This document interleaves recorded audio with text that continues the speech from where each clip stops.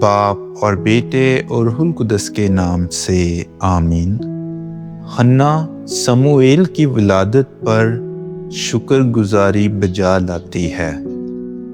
ہمارے لیے آج کی تلاوت سموئیل نبی کی پہلی کتاب، اس کا پہلا باب اور اس کی 24ویں آیت سے لے کر 28ویں آیت تک۔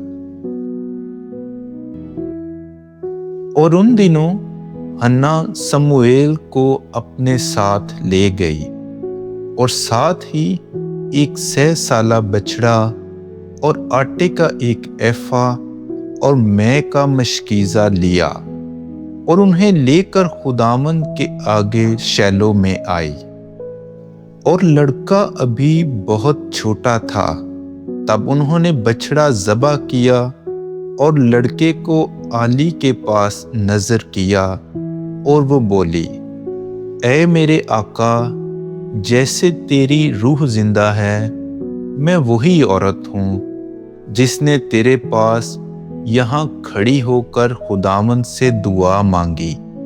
میں نے اس لڑکے کے لیے دعا مانگی تھی، چنانچہ خداوند نے جو مراد میں نے اس سے مانگی تھی مجھے عطا کی، اور اس لیے میں نے اسے خداوند کو واپس دے دیا۔ اپنی زندگی کے تمام دن خداوند کی آڑیت ہوگا۔ اور انہوں نے وہاں خداوند کو سجدہ کیا۔